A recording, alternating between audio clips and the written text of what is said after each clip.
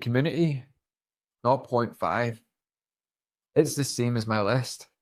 They're not two different things, but all the data is the same. The tags, automations, where I lose points is in the details, like who follows who, notification settings, where I take it to.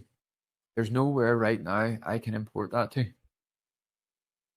The search equity, 1. My blog is on my domain. I can write redirects. So let's add them up. 1 plus 1 plus 1 plus 1 plus 0.5 plus 1 divided by 6 times by 100 equals 91.6, or like 92%. That's my portability score.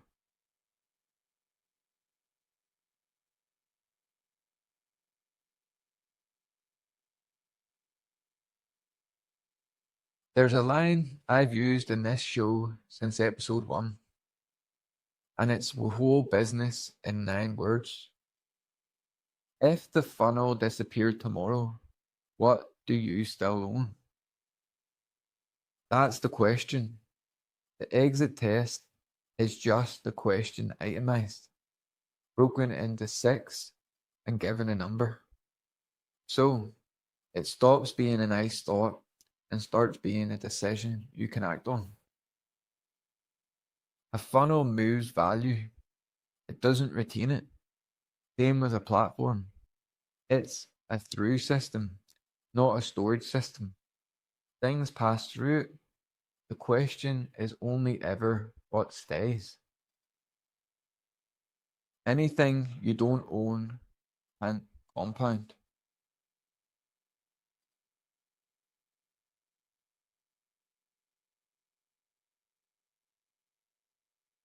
Three numbers before you renew anything. 6. That's how many things you can lose on the way out. Go back through every comparison table you've read this month. Count how many of the 6 they score. I'll save you the time. Usually none. 1. That's how many of the 6 you can fix today for about a tenner. The domain. 1 evening, 1 register login, done. Everything else takes weeks. That one takes minutes. 0. That's what a feature you can't take with you is worth on the day you leave.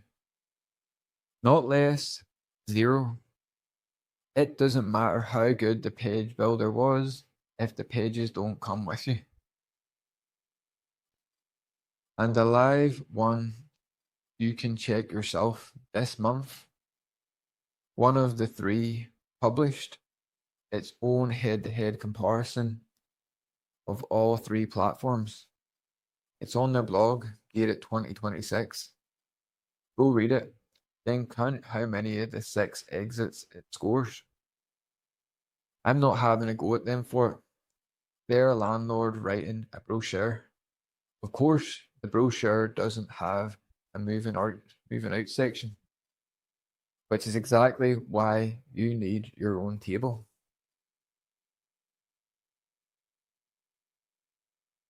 4 things. 1. Score the 6.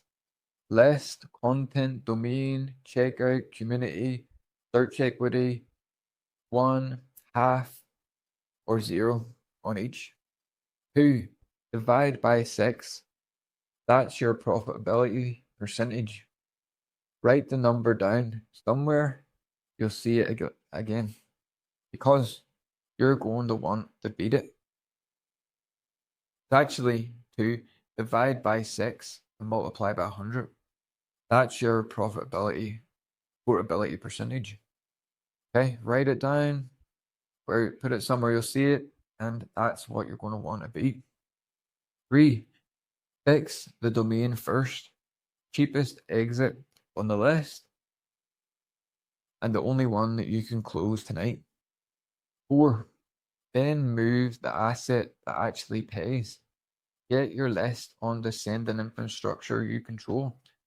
Not because the platform's email is bad, but because that's the asset that lets you rebuild everything else. if you ever have to. Control, then clarity, then consistency, then compounding. That's the order.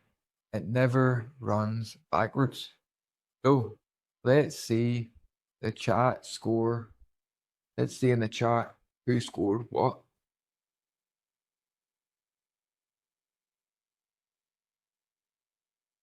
Someone could have 27%. That's okay, but you're a tenant. You have lots of room to move up. Someone might have 60%.